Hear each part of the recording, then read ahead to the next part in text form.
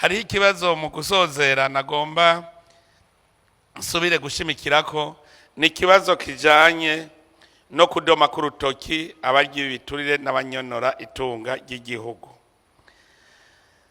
Mwavuze yuko umuntu wese avyerekanye yoronka agahembo.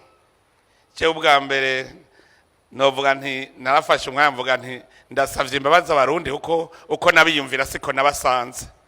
Narinzi ko abantu bakunda igihugu no kucitangira bo citangira n'amaraso yabo bakayaheba.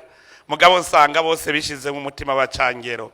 Ikintu ca mbere twigishe gukunda igihugu. Ego nivyo mu kurindira turabikora. Hari ibindi byo gukingira ivyabona vyovyo ndamaze kubibona koko ivyabona birarondegwa.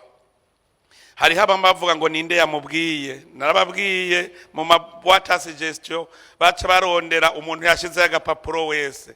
Ubu rero ari kuri WhatsApp baca babaza ngo ninde yoba yabimubwiye, bakaraba umuntu yoba ahora nyandikira kenshi. Murumva yuko hari hakaranda dufise muri twebwe nyene.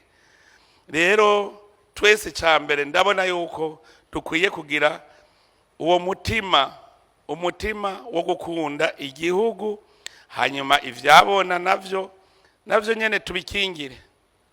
Ariko ikintu nikinezereje nuko ndavye ingene mungana ngaha, jewe ndizeye ko ngaha n'imiburiburi 10% bagiye nawe ubu bakijijwe. Abo 10% twaronka bakijijwe muri sale tukaronka 10% bakijijwe.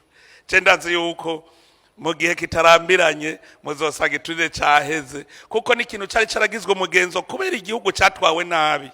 Twarabivuze yuko ari intwari ibereye yajigwana n'igiturire.